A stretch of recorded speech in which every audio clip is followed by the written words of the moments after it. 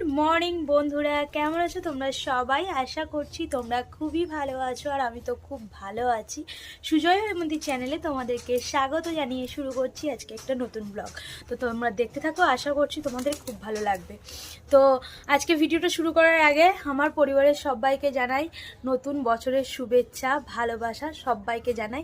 তো সবাই নতুন বছরটা আশা করছি খুব ভালোভাবেই কাটাবে আর পুরানো বছরের যত দুঃখ কষ্ট সব কিছুকে মুছে দিয়ে নতুন বছরটা সবাই যেন খুব খুব খুব ভালোভাবে কাটাও।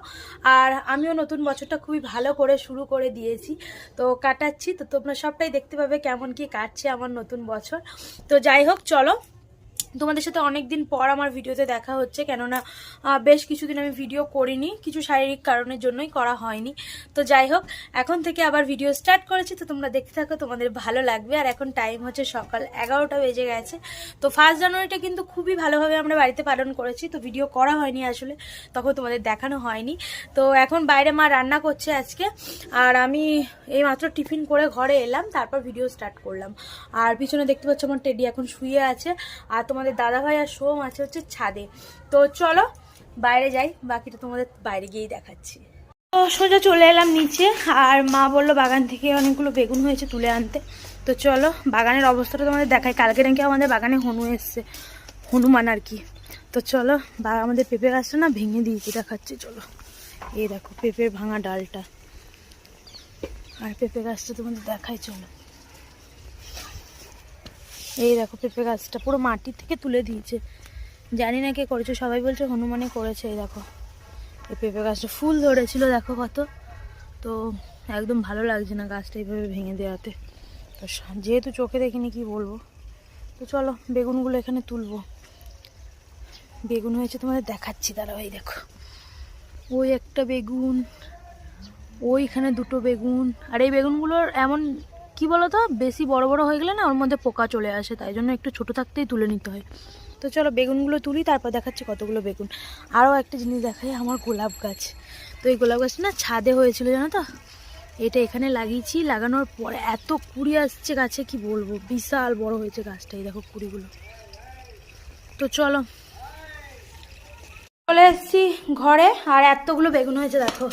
তো কালকেও বেগুন তুলেছি, এইগুলো ছিল, এগুলো দেখতে পাই না, আরও পাতায় পাতায় এই বেগুনটা সব থেকে বড়। তো চলো এই বেগুনগুলো দেখিয়ে দিলাম তোমাদের, সব বেগুন। আর এই বেগুনগুলো একটু ছোট ছোট থাকতে তুলে নিই, কেন বলো তো, পোকা লেগে যাওয়ার ভয়ে, এত মিষ্টি বেগুনগুলো। তো চলো এই বেগুনগুলো নিয়ে এসেছি, আর মা ওদিকে রান্নাও চাপিয়ে দিয়েছে, এগুলো ঝাঁট দিতে হবে। আর সোহম আছে ওপরে, তোমাদের দেখাবো। এই দেখো এটাও আমাদের গাছের বেগুন, আজকে ভাজা হবে, কালকে যেগুলো তুলেছিলাম।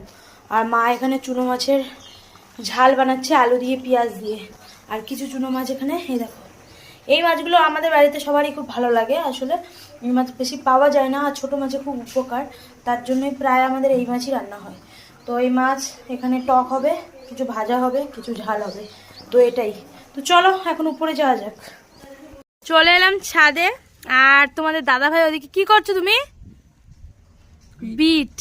তো বিট তোমাদের দাদাভাই একটু গুঁড়িয়ে ইয়ে করে, ওই যেটাকে কি বলে স্ক্র্যাচ করে টাইপের রেখেছে, তো ওটা গুঁড়ো করে তোমাদের দাদাভাই মাখবে, তার জন্যই।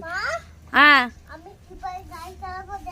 না, তোমাকে গাড়ি চালাতে হবে না। তো সোম এখানে গাড়ি চালাচ্ছে, আর আমরা শুধু একা নই, মিঠু চলে এসছে আমাদের কাছে। তো দেখো কি, হ্যাঁ চালাও চালাও, তুমি চালাও। আর ওদিকে রোদে তোমাদের দাদাভাই জল দিয়েছে, দেখতেই পাচ্ছ। সোম এখানে কি বিরক্ত করছে, ওদিকে জামা কাপড় আছে, ওগুলো কাচবো, সার্ফ নিয়ে চলে এসেছি। তো চলো, ছাদে প্রচণ্ড রোদ, বসে যাচ্ছে না, চারিদিকটা দেখো কিরকম রোদ, দেখে নাও। তো এখন টাইম হলো 1:30 বাজে, আর আমরা এই মাত্র লাঞ্চ করতে বসেছি। আর আজকে আমার রুটি নেই, তার জন্য ভাত খাবো। আর ভাতে কী মেনু আছে তোমাদের দেখিয়ে দিই। বেগুন ভাজা, আর ওখানে ফুলকপি আলুর তরকারি, আর এটা হচ্ছে সেই চুনো মাছ দিয়ে আলু দিয়ে পেঁয়াজ দিয়ে ঝাল, আর এটা হচ্ছে চুনো মাছের টক। তো এটাই আজকে আমাদের লাঞ্চ মেনু। আর চুনো মাছ ভাজা আছে দেখো একটু করে, এই দেখো। তো চলো আমরা সবাই এখানে খেতে বসেছি, বাবা স্নান করছে। হ্যাঁ হ্যাঁ। তো সোহম ওই ঘরে আছে, তোর খাওয়া দাওয়া কমপ্লিট, এবার আমরা খাওয়া দাওয়া করে নেবো। তো চলো। গুড ইভিনিং বন্ধুরা, এখন সন্ধ্যাবেলা, আর আমি চলে এসেছি রান্নাঘরে। তার আগে থেকে তোমাদের দাদাভাই রান্নাঘরেই আছে, কেননা আজকে সোহমের আবদার হচ্ছে বিরিয়ানি খাবে। তো বিরিয়ানির সরঞ্জাম কিন্তু কিছুই নেই, ফ্রিজে ছিল একটু চিকেন, তো তোমাদের দাদাভাই সেটা নিয়েই প্রিপারেশন করছে, চিকেনটাকে ভালো করে কষিয়ে নিচ্ছে। আর বিরিয়ানি বলতে ঘরোয়া প্রসেসে সোমকে ভোলানোর জন্য যেটা করা দরকার সেটুকুই। তো এখানে দেখো বেরেস্তার জন্য পেঁয়াজ বেরেস্তা করে নিয়েছে, চিকেনটা ওদিকে হচ্ছে, আলু এদিকে ফ্রাই করা আছে। আর ভাতটা তোমাদের দেখায় নর্মালি, দেখো হাঁড়ির মধ্যে এই মাত্র গরম গরম ভাত করলাম, সেই ভাতটাই। তো এটা সোমকে ভোলানোর বিরিয়ানি আসলে, তো তোমাদের দাদাভাই সেটাই করছে।